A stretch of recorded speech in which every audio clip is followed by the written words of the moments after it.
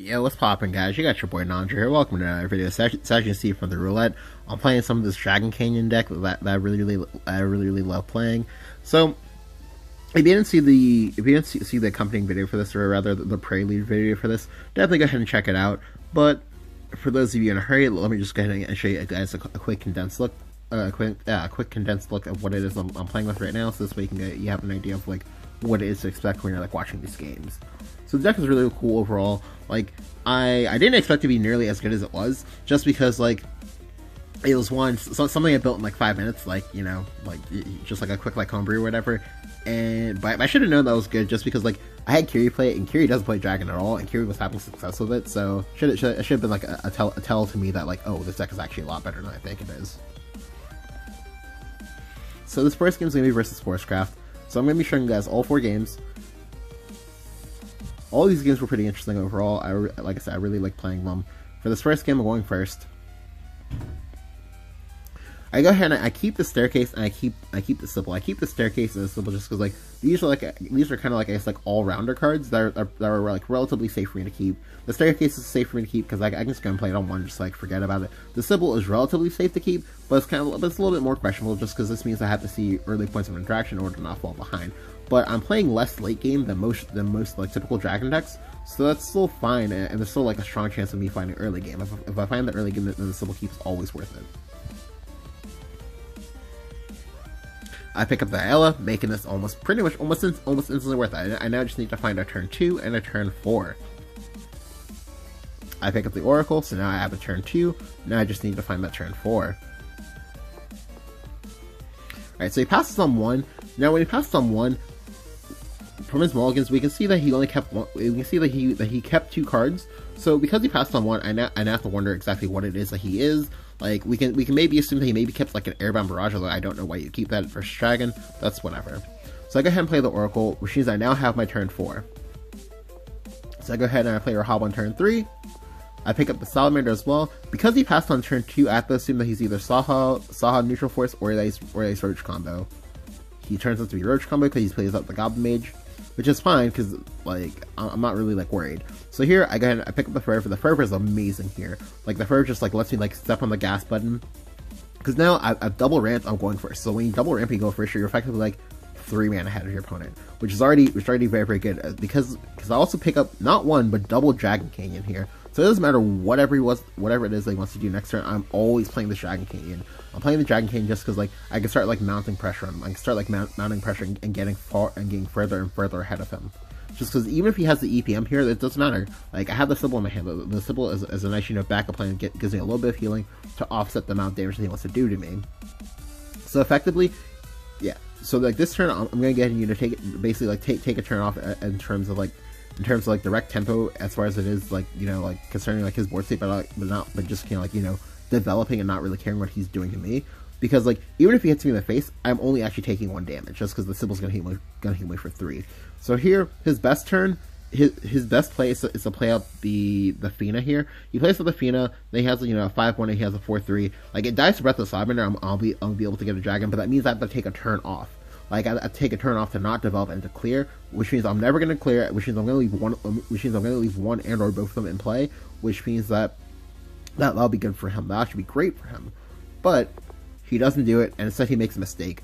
You never play Will of the Forest here. You like unless your hand is that bad, you never do it. The reason why you don't want to do it is because now you put yourself in an awkward spot. Because now every single turn you're gonna be forced to clear. Because like the good thing about Dragon Canyon is that like the pressure never lets up. The pressure only lets up like 3 turns later when the Dragon Canyon like finally disappears. But before it disappears, you have to deal with a total of 15 in stats. Yeah, 15 in stats, and I still have 10 more in stats coming. Like so here this turn, I had a lot of different options. I could have just gone super like mega ballsy and just like play it up the second canyon and put mastery on the back foot. But I didn't want to get cute with making any Roach combos or anything like that to set me up to get me killed. So I decided to just go ahead and just go Sybil. I make the Sybil play because like this turn I can put 3 bodies into play this turn, and I just get massively far. I just get massively far ahead of him. So I play the Sybil, and then I play the ALS. So let me go and pause here so I can quickly reflect on something. So right now, as we can see from the thing, on paper, I'm 4 mana ahead of him. 4 mana ahead of him, but am I really just 4 mana ahead of him? If we look here, we see them gonna get a dragon. If you don't know, a dragon is a 5 play point creature. So effectively, I'm getting 5 free mana next, 5 free mana each turn. So effectively, I'm not actually 4 mana ahead of him. I'm actually 9 mana ahead of him. 9 mana ahead of him, and I can keep doing this. Like the lead is gonna like keep like expanding more and more. Like, so he's under a lot of pressure here because like it doesn't matter what AOE he has this turn. He can't actually full clear this board because of what deck he is. So I go ahead and I heal for 3. I get my free dragon. Boom, done. Awesome, amazing. So here he needs to have like some like weird combination of like Airbound Barrage plus like Fina in order to maybe make a clear. But even if he has that, he still has to use up a combo piece in order to get the full clear. He goes Aaron, but the Aaron's not good enough because as you can see here, like, the Aaron goes to 2, which means it dies to my Ayala, and means also get another dragon. So now we're gonna see like my lead like massively go even further than when it was already. So right now, again, like I said, like his Aaron is already just dead on board, just gone. So we're not even gonna factor that in. So already we know that like that my staircase just popped, so that's already 4 mana because staircase is equal to a 4 mana card. We know that I'm getting the dragon at the end of the turn, so that's already 9 mana. I'm still 4 mana ahead of him just from like the base mana. So it's already 15. Sorry, 4, 5, 9. Oops, sorry. Yeah, so I'm already 13 mana ahead of him. That's gross. That's gross. Like 13 mana ahead of him, and it doesn't end there because now I'm gonna play up the second Dragon Canyon. I'm gonna go ahead and trade. I'm gonna go ahead and go face for 5, and then I'm gonna end turn. I end turn, and now I get 2 dragons. So I effectively just got 15 mana this turn. Cool, amazing. Or sorry, not 15, 18 mana this turn. That's gross. Here he plays the second Aaron, but like, what does the Aaron do? Like, the Aaron doesn't actually do anything. It just helps him not die. But not dying is not good enough because like he's not actually gaining any more combo pieces. Like the combo pieces he got from before. So you know, so like the 2/0 cost and the Roach. That's all he has now. That's all he has, and he needs to be able to kill me from there. That's impossible right now because I'm not giving him time to set up. Like you get no time, you die now. So I get another dragon. I heal up. I make sure to heal up this turn just this way. There's nothing just nothing whatsoever that can kill me. And here he goes for the combo just this way he can show me exactly how much damage it is that he has. And he was actually scary close to killing me, but close is not good enough. So here, like I said, like he's going off, he's making his bounces, he's dropping roaches, doing some stuff. And like I said, like he was very close. Like he was 3 damage off lethal, or really 2 damage off lethal. So if he had been allowed to hold evolve at any point in time, yeah, I would have lost. But no, he's not able to do that just because like the Dragon Canyon, like it literally forced a response each and every turn, like, and he wasn't able to like to handle the pressure.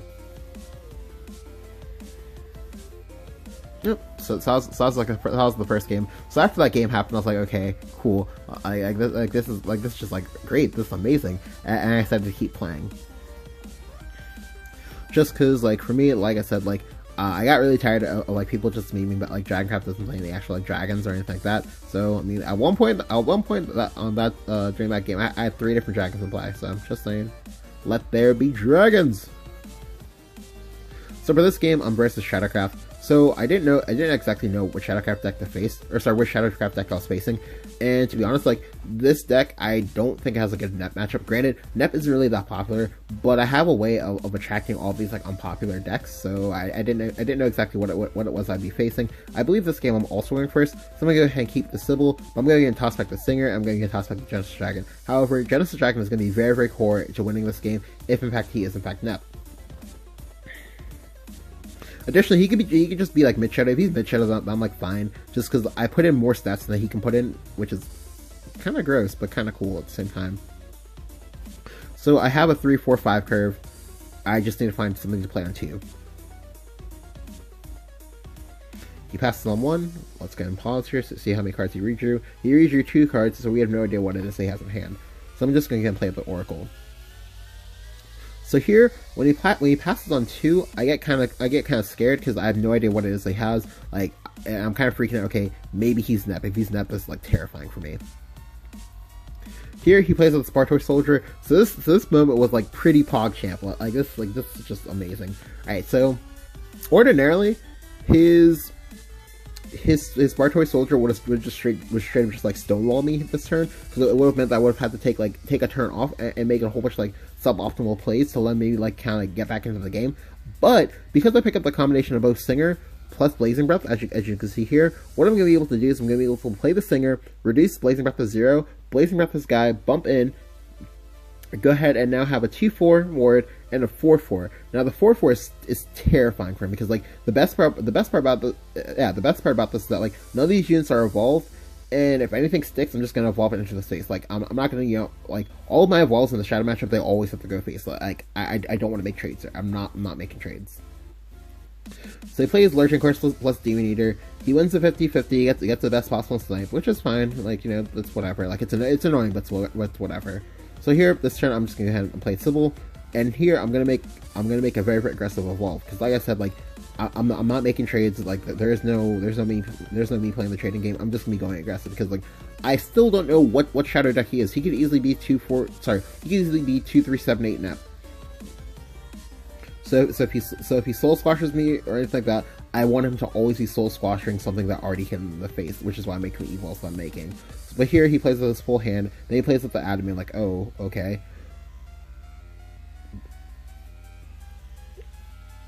He evolves the Atomy, and now he has a 10-5, but he's under a lot of pressure. Like, yeah, he has a staircase pocket next turn, but I'm also gonna be able to go up to 10 mana this turn if I want to, if I play out the second Sybil and just go face.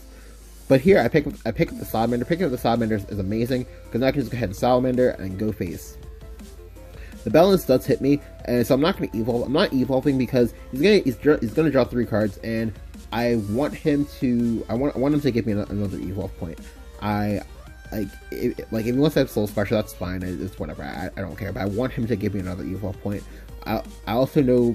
I'm also pretty certain that the Sybil's gonna die, whether or not it is or is not evolved. So I want it to die while me holding the most possible resources. Because next turn is clearly going to be a Bahamut turn. Well, not really. Well, not next turn, but the turn after is probably going to be a Bahamut turn for me. So here he starts doing some stuff with Demon Eater, starts, drawing some cards. Plays around a Spartoid, but that's not actually clearing this board. So I definitely don't understand why he chose to do that. But that's fine, because this turn I get to go Dragonic Singer into Sybil. Yep, put in more stats in play. Now I'm going to evolve, because now I want to go ahead and push faces. I want to go ahead and put my opponent on a timer. So I make the evolve. He goes up to 15 shadows. He's at 8 though, so if 2 of these things live, he dies. However, he can actually clear 2 of these things pretty easily. He just needs Soul Squasher. Here he goes Goblin into Demon Eater again. So I'm like really confused as to what's going on. I definitely think he should have. Yep. I definitely think he should have like waited first to attack, but like I don't know. And like he does manage to clear everything, but so I'm not really sure why he conceded, but yeah, like I mean we take those because alright. So even if he had in fact cleared, I think he conceded because I think he just like thought that he was under so much pressure because of how aggressively I was playing, because that's how you need to play the matchup. That I think he thought I had like Genesis Dragon in hand, and so when he realized that he couldn't actually get the full clear, he just kind of conceded. But that's fine. Like I said, we take those. The big thing about that matchup was just playing aggressively. So actually, so for this game was pretty interesting overall. I actually like this game a lot, just because one, I had no idea how well this deck was going to do versus Dragoncraft, just because I didn't really expect to play versus Dragoncraft. So yeah. So for this game, yet again, I'm going first. I'm like, ooh, awesome, clean. Yeah, we take this, going first all the time. I go and toss back their hob, but I keep the staircase just because I have the summoner to go with it. So my hand is actually really good. If he's Aggro Dragon, it's great. If he's Ramp Dragon, it's less good, but still fine. So I pick up the second summoner. I'm like, okay, awesome. Like this hand's now amazing. So the reason why this hand's amazing, just because I have a lot of like early game aggression. If he's also aggro, then it's like fine. If he's PDK, that's like fine. I don't care. So I go ahead and play out the first summoner. Picks up an Ayla. However, there's a world in which I actually don't play out that Ayla next turn. I don't play it out if he picks up his own summoner, just because like I want to go ahead and put as much damage into play as possible. But he doesn't. But he just kind of plays Oracle, so I just go ahead and just go aggressive. I play up my Ayala. I also pick up the Sybil, so this is actually great for me now. He plays his own Ayala, which is kind of problematic for me, but that's still fine. Like, it's whatever. So I go ahead and I play up my summoner, and I go ahead and I believe I Blazing Breath his guy. I make the Blazing Breath play, just because, like, yeah, I put him to 6 mana, but if he wants to go ahead and stop mana on my board, that means he triggers my staircase for me, not next turn, but the turn after, and I'm playing Sybil, which means I'll be going up to 8 mana, which means I'll be in a very, very good spot to do whatever I want to do. He can't actually play Sybil onto this, because even if he plays up Sybil, he won't heal, he won't ramp, and generally you kind of want to be able to do one or the other, or preferably both, when you're playing Dragon. So here, this turn he plays that Grimnir. Like, when he plays with the Grimnir, I should have known that, like, he was, like, you know, Ramp Dragon and not actually something else, which means I should have, like, expected what happens next, but I don't. So this turn, definitely go ahead and play out the Sybil. I get my ramp, and now here I'm gonna make a bit of an interesting turn. So I know a lot of you guys are probably gonna be wondering, why the fuck did you do that, non-zero? But no, I guarantee you there was actual point to me doing this. So I go ahead and take a bit of a mid-ground play. I go ahead and I bump in my summoner into this Grimnir before evoing my Sybil to go ahead and evo over it. So you might be wondering, okay, like I said, why the fuck did you do that? Well, there's actually a purpose. The staircase is in play right now. The staircase is in play. Look at my hand. My hand is dead. My hand is garbage. Well, it's not garbage, but it's not good because I'm not doing proactive things with it. So what we're gonna see me do here is we're gonna see me again, like I said, bump in here before Evo. He wants to clear the Sybil. He doesn't have a choice. If he leaves the Sybil up, he's just dead. Like, so he's gonna go ahead and clear the Sybil. He's because these two things are gonna die, because I'm gonna suicide this one and then this one's gonna die because he has to clear it. But I'll go ahead and reduce the counters on my staircase to 0. Staircase gets to 0. That means I draw 4 cards. Well, 3 cards, and then I draw for the turn. That's great. It's a mid-ground play because I could have gone ahead and kept the summoner alive and suicide the island instead, just because, like, I don't know for sure if he's actually gonna clear this, and I want to go ahead and keep the island play just because, like, he might be risk averse in the clearing, which means I might get a lot more free damage for no reason. But here he plays with the Saha Quill. I'm like, oh, okay, I guess wrong. Oops.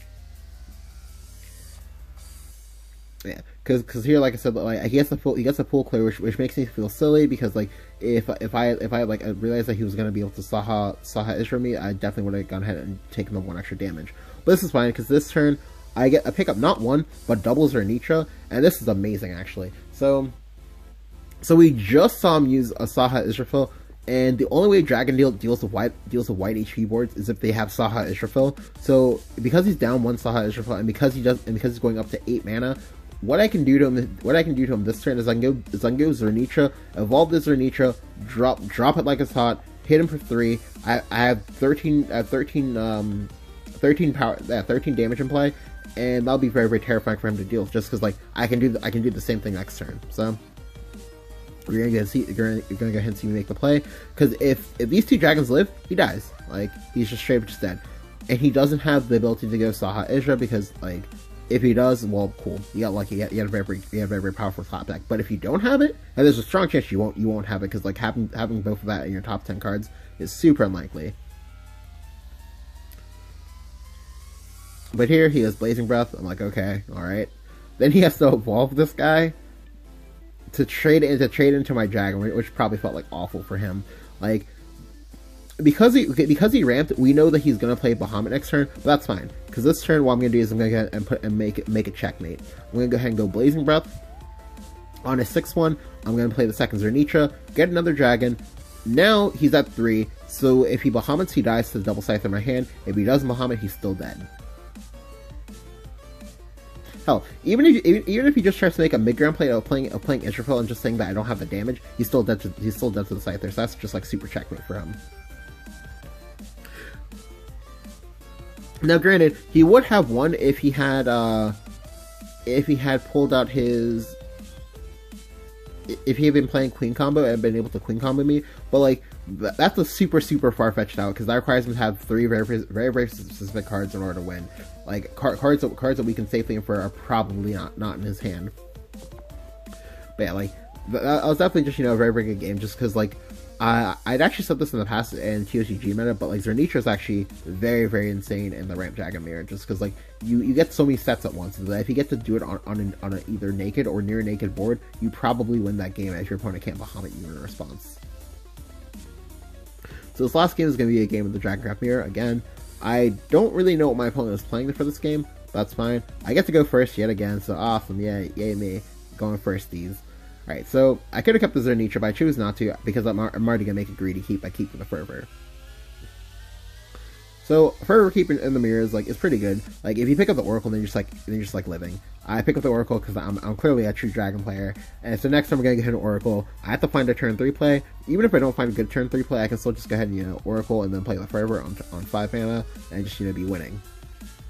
I pick up the Salamander. Salamander's not bad, but it's not good either, because I'm not, like, developing anything, so... So when I play the Dragon stuff, I'm like, what the fuck am I playing? I also pick up the Blazing Breath as well. So we go ahead and we look at his mulligan. We see that he didn't redraw anything. So you have to wonder exactly what it was that he said was so good to full keep. Here he plays a Pure-Hearted Singer. I'm like, oh, am I versus neutral dragon? Hello? What? This is fine because it doesn't matter. Like, it doesn't matter what he is. Like, I get to pick up my Dragon Canyon. So next time I'm gonna go ahead and play that. It doesn't matter what he wants to play, because I'm always going to be in a good spot to go ahead and do these things. So here, he plays with a Goblin Mage. I'm like, okay, I guess he was in fact neutral dragon. Interesting.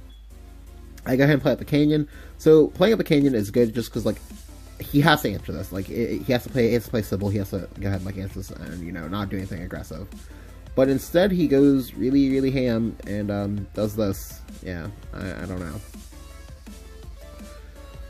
He goes very aggressive, and I have to worry about, like, is he in fact actually, what's it called?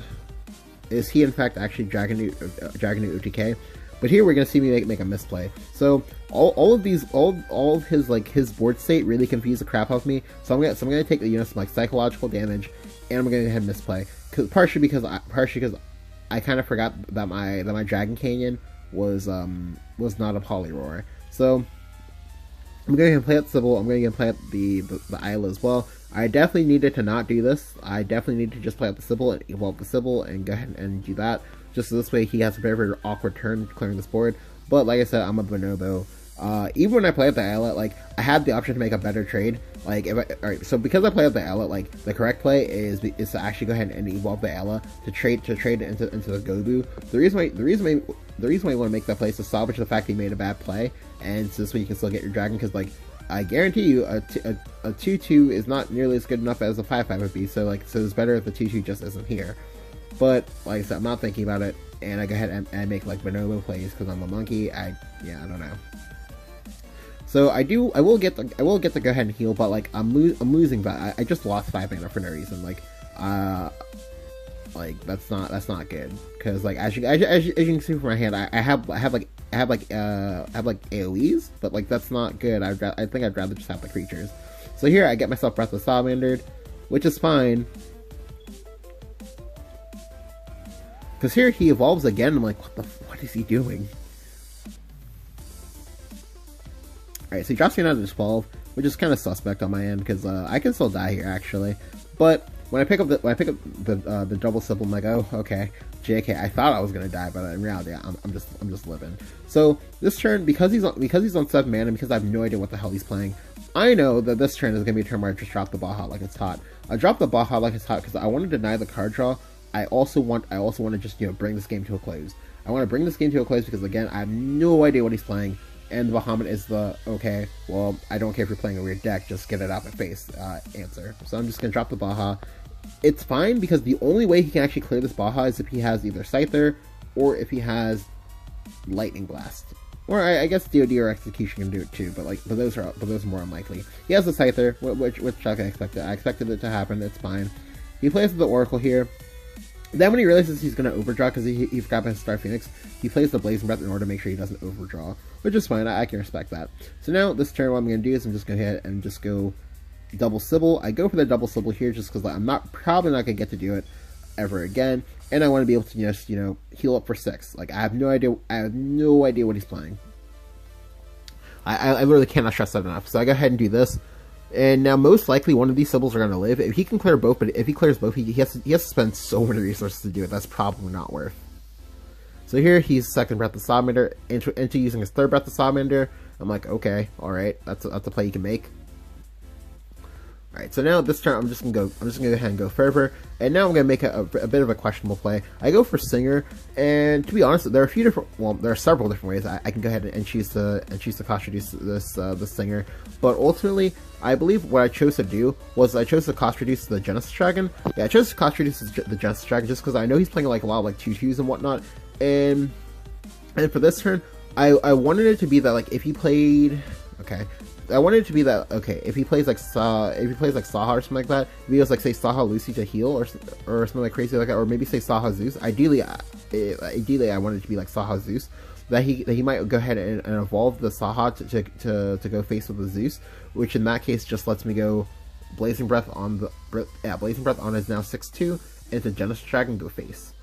But there are a lot of different ways that I could have done this, but I definitely think that the best thing to cost reduce would probably actually be to cost reduce the second summoner, or sorry, the second singer. So this way I can go Oracle, Singer, cost reduce something else, player Hob.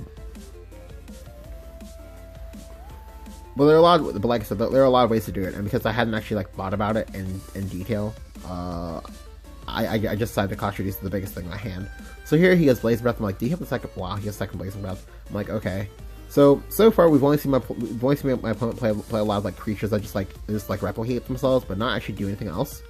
So here this turn I'm just gonna go for the Zernitra. Going for the Zernitra this turn, it may be like really sad that I didn't just like cost reduce the Blazing Breath, because that would have made the most sense. Because that would have meant that I would have been able to cycle my Oracle this turn, which would have been amazing. So definitely, so I'm pretty sure that just like reducing the lowest cost creature, the lowest cost card in your hand is probably the best bet. Here he plays the second Fervor, or maybe it was his third Fervor, I'm not sure, I don't remember. Into Mystic Ring, I'm like, what are you doing? He's out of Blazing Breath, so he has to give me his last Evo here, so this is great. I have no idea what it is that he's playing still, so I didn't know what to do. So I kind of just like pussy out and don't actually go for the win. So I say pussy out just because like the correct play to do this turn is to either drop Genesis Dragon or to drop the Dragonic Singer. But I chose to drop neither. The reason why that's the correct play is because like I don't actually have anything else to like, get like additional damage or anything like that. So because I don't have that, like I want to be able to kill him. Like I want to be able to like end the game. I don't know for sure if he is or doesn't have Bahamut's in his hand, or sorry, Bahamut's in his deck. Period. So I want to be able to put myself in a position that like I can win even if he chooses to drop the Bahamut, because as you can see from my hand, I don't have a counter Baha. So like, I already have to answer with the Scyther, but I'd rather just kill him when he drops. I'd rather just checkmate him. But I couldn't find a clever way of doing that, and I was kind of like worried about like, oh, maybe he like Queen combos me or something like that, because like I don't know, like there was so much like psychological damage because like his deck just like threw me so on tilt. You just have no idea. But ultimately, I'm able to win just because like there's Zernitra, like the Zernitra Dragons live for 2 turns. The good thing about Zernitra Dragons, especially in the mirror, is that like they can't be Conflict away. Like the Conflict only does 4 damage. So if he has a Conflict, he has to have Conflict plus like something else in order to clear it. But that's not good enough. So like it forces him into like so many awkward spots.